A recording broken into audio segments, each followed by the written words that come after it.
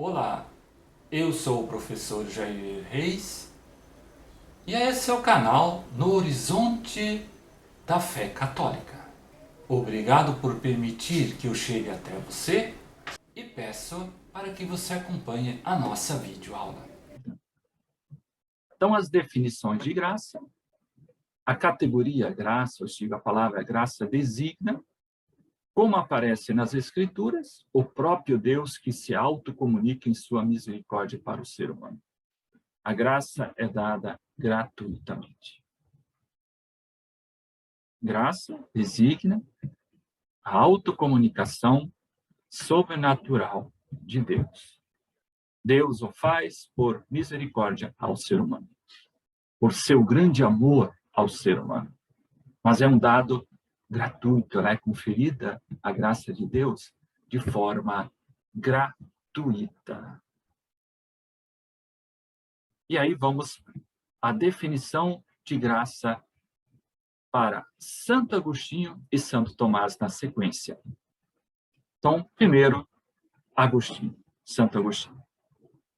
Então, a graça consiste num constitutivo interior, decorrente da presença divina, a qual atrai o ser humano para o bem. Então, Agostinho diz que a graça é esse constitutivo interno. Então, é algo que nos constitui. É algo que está presente no ser humano. E ela decorre do quê? Como diz aqui o santo, decorrente da presença e da ação de Deus em nós, se nós permitimos. Porque um aspecto é ser um constitutivo interno. Agora, se nós permitimos, a graça de Deus age em nós e faz com que nós sigamos a vontade divina e não somente a vontade humana. Por quê?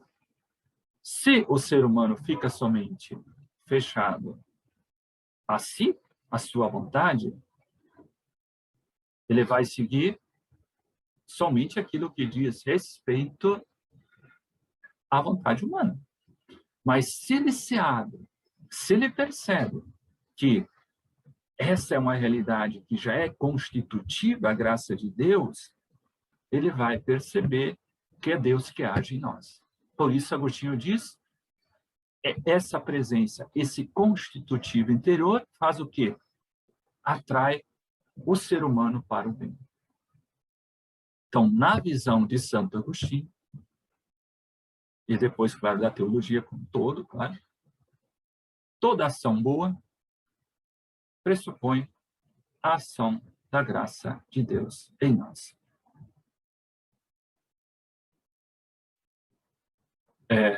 Esse é um aspecto que também a gente tem que desenvolver posteriormente. Porque o que seria do ser humano lançado só à sua natureza? É uma pergunta que a gente precisa com certeza responder.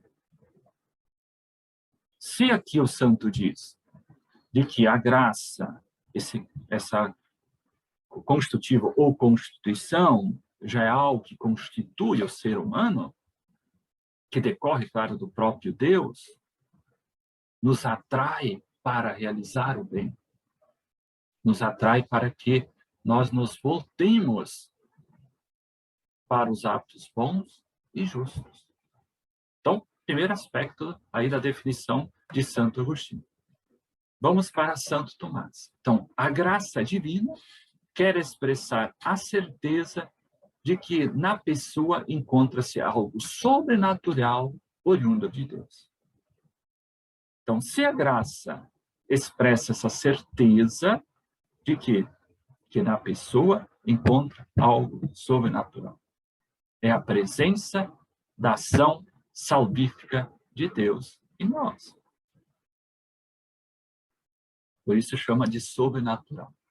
Sobrenatural claramente está referida à ação divina,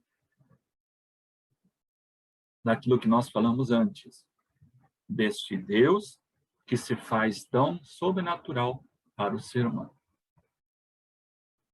E, claro, espera que a pessoa possa responder, possa acolher essa realidade que lhe é comunicada. E se ela exprime essa certeza que Santo Tomás diz, a pessoa tem elementos suficientes para perceber-se abarcada por este Deus que nos é doado de forma sobrenatural. E que a pessoa tem essa dimensão sobrenatural. Então, é o segundo aspecto aí que nós vimos a partir de Tomás de Aquino. E aí eu trago o teólogo Hans Urs von Balthasar. O que Balthasar diz sobre a graça? É uma reflexão bonita. Isso está aqui no Mistério Salutis. Balthasar diz, então, a doação primeira da graça é antes necessariamente uma doação primeira de disposição para amar, e a profundeza dessa disposição na criatura decide sobre a capacidade da fé para ver o amor divino absoluto que vai ao seu encontro. Para Balthasar, a graça de Deus é, primeira, essa capacidade que o ser humano tem de amar e de perceber que este Deus, que se autocomunica, como vimos lá anteriormente, de maneira sobrenatural, nos permite dar a nossa resposta na fé. Por quê? Porque Deus é amor, Deus é misericordioso. Então, essa capacidade para nós darmos a nossa resposta de fé já é fruto da ação da graça de Deus.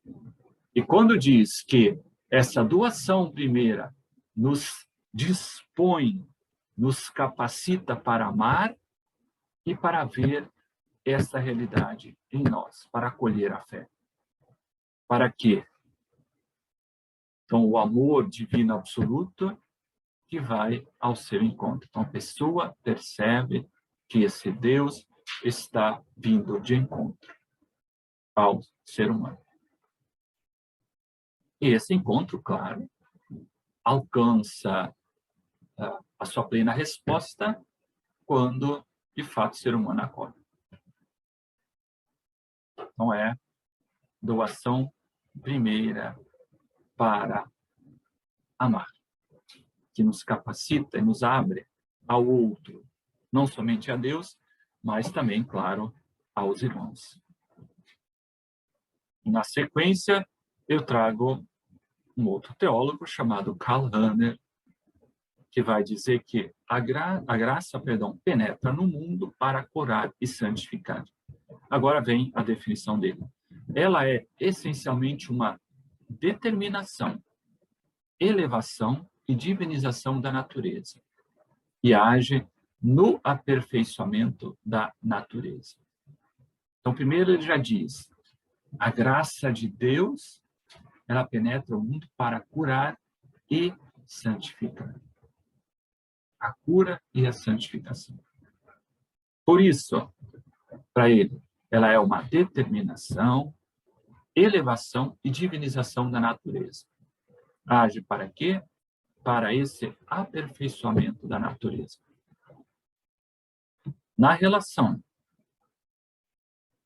graça de Deus e natureza, isso vai ser visto, acho que deve ser na nossa quarta ou quinta aula, essa nossa primeira, nós vamos ver como essa realidade é fundamental. De que a graça de Deus faz com que a natureza seja aperfeiçoada. Mas em que sentido aperfeiçoada? Então, a natureza por si só não dá conta? Para os teólogos, e isso começa lá os padres da igreja, na reflexão primeira, especificamente sobre em Santo Agostinho, eles, depois claro, cito aqui Santo Agostinho e Santo Tomás, eles claramente põem que não. E que a natureza, por si só, não consegue dar a sua resposta a Deus. Por isso, tem a implicação da graça. E aí está em consonância com aquilo que Rahner diz, que ela é uma determinação, elevação e divinização da natureza. Mas como entender esse processo de divinização da natureza? É porque age no processo de santificação. Dentro dessa compreensão da doutrina da graça, a gente não pode esquecer de que o pecado das origens, o pecado que Adão realizou, trouxe para o ser humano essa necessidade de cura e santificação. E aí vem também a importância da gente ver todos esses conceitos que são implicados. Como nós chamamos essa graça que nos santifica? O próprio nome já dá dicas, né? Santificante. Mas o que ela faz em nós? Como ela age, vamos assim dizer? Por meio de qual sacramento nós podemos recebê-la? É pelo batismo.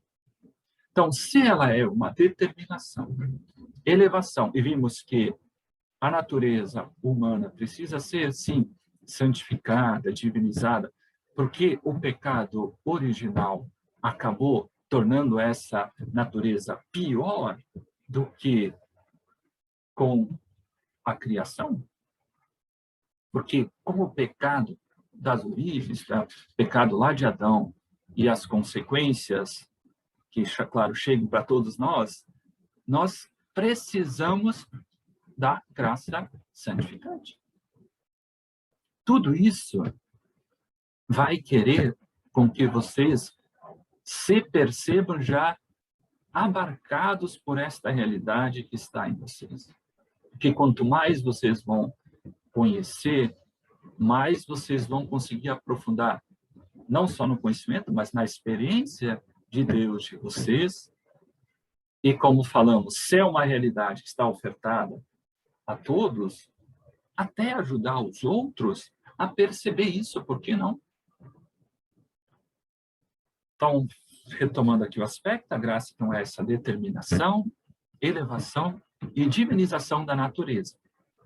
E age, então, no aperfeiçoamento da natureza. Então, quando nos referimos à graça rigorosamente sobrenatural, referimos-nos àquela que, na comunicação de Deus, em sua própria essência, por isso, é designada de indevida. Já falamos que chama-se indevida porque se deve aos méritos de Deus. Deus que realizou na história, pela nossa salvação, a sua obra. É o Pai que envia o seu Filho, então os méritos de Cristo que comunica e realiza essa salvação para nós. E aí podemos falar de graça de Cristo, claro. Talvez não é uma linguagem que a gente esteja tão acostumado, geralmente a gente fala graça de Deus, tanto que eu introduzo graça de Deus aqui na nossa reflexão, agora estou falando em graça de Cristo, mas a mediação única de Cristo, assim como está presente lá na primeira carta de Timóteo, se deve a toda a discussão teológica. Se deve, inclusive, para a questão da criação, o pecado original, não tenha o seu olhar primeiro no pecado em si, porque senão estaria fechado nele, mas o primeiro olhar é na obra da graça salvífica de Cristo.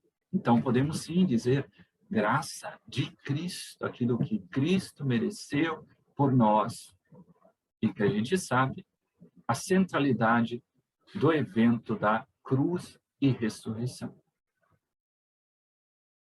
E o caráter indevido é porque o ser humano, então, não merece. Quem fez por merecer por nós foi o próprio Deus, por meio do seu Filho. Muito obrigado por terem visto o vídeo até o final. Se você gostou, pode curtir, pode compartilhar com seus amigos e conhecidos. Um grande abraço e até a nossa próxima oportunidade.